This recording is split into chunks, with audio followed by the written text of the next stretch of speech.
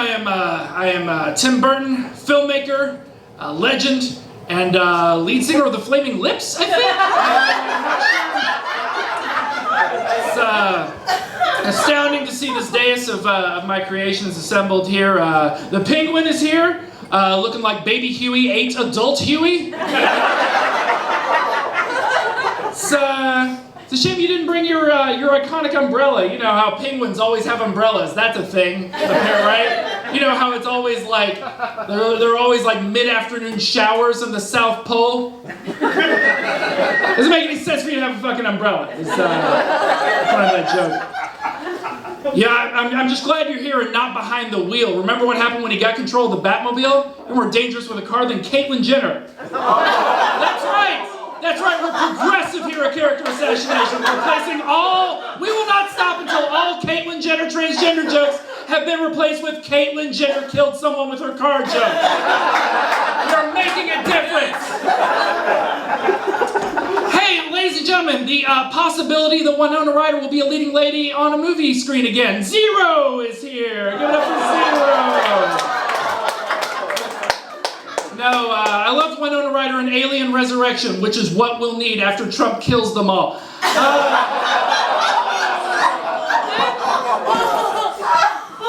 The Bride of Frankenberry is here.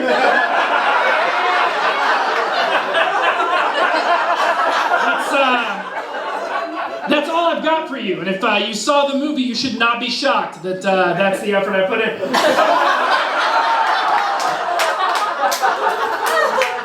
Edward Scissorhands is here looking like an analog school shooter? Is that a thing? What are you doing with your face? You look like you are never not having just eaten a box of Lemonheads candy. What's the face you're making? I'd like to know why Willy Wonka is dressed like a homeless billionaire. You know, like Elon Musk 3 years from now? Like, what's going on with you? You look like Macklemore spent all his royalties from thrift store at a thrift store. And, Beetlejuice here. It's good to see Beetlejuice. I'm Beetlejuice is very close to my heart. Beetlejuice. I said it again. Beetlejuice. Come back. I gotta talk about you. It's funnier if you're here. No, I'm very fond of Beetlejuice. He's, such a powerful creation. He's a product of my superego because he has power over the laws of physics and life and death. And tonight, the slimming effect of vertical stripes. But I gotta tell you, Beetlejuice was kind of a blessing and a curse, because like Beetlejuice was the birth of, the whole Tim Burton aesthetic. That's the thing everyone wants to see when you see a Tim Burton movie. Oh, you think of Beetlejuice. Like Beetlejuice is where all that stuff started. And I was like, well, I don't want to just be the Beetlejuice guy. I don't want to just spend my whole career recreating Beetlejuice. I don't want to go to my grave in the tombstone and just say, here lies Tim Burton, the guy from Beetlejuice, There's more to me than Beetlejuice. What I wanted to do,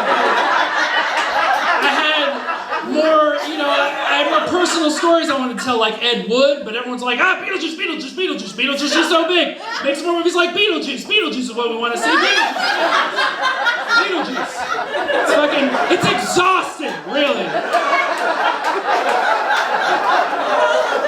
And so it's like, all right, I guess that's what everyone wants. So I just kept shitting out movies with chalky white protagonists and like random spirals every fucking way.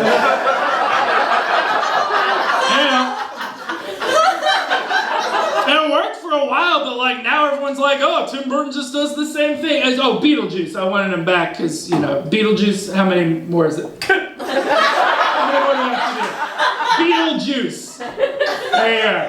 Yeah. Sit down, I'm getting to the poignant part.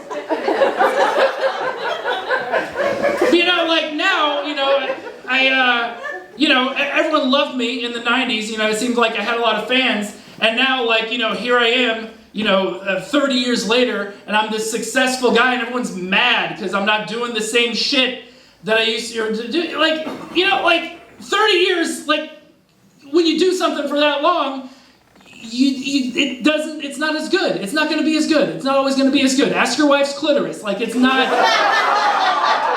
We all degrade over time. The point is that we keep at it. Like, isn't it better that I continue doing my craft? Like, the problem is you guys are too entitled. That's not just to me. Like, all artists, George R.R. Martin, you're always giving him shit about writing more Game of Thrones books, or fucking Zack Snyder. You guys need to lay off Zack Snyder. Like, it's fine. Batman will be cool again. It's on a pendulum, all right?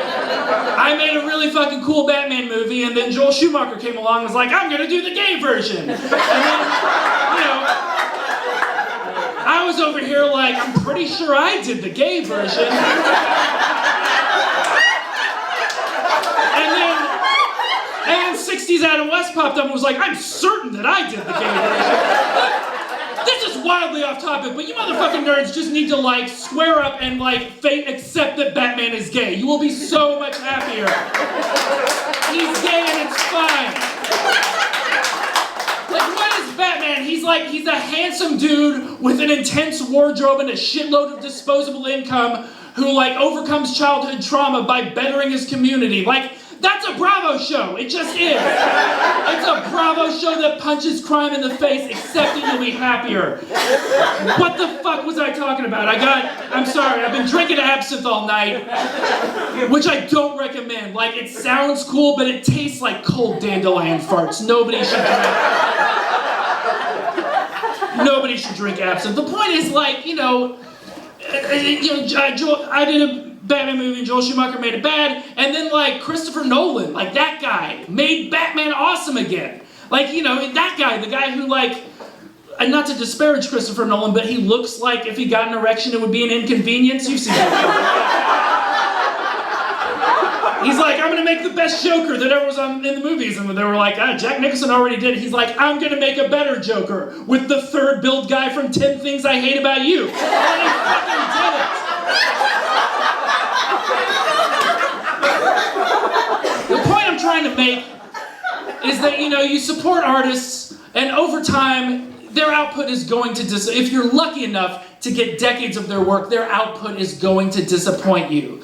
But, like, you need to support them anyway. Like, I don't know, for example, say that there's, like, a comedy troupe here locally who does, like, character-themed roasts, and they've been doing it for, like, 6 years and entertaining the shit out of you, but then, like, one day you notice that, like, they've only got one black guy in their posse. And then, if that guy's not available, there just aren't any black characters on the show.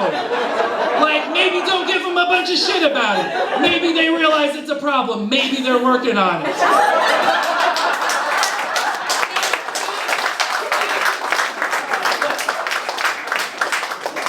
The point, ladies and gentlemen, is that artists are the weirdos of the world, and weirdos need your love, even when they're not as weird as you wish they used to be.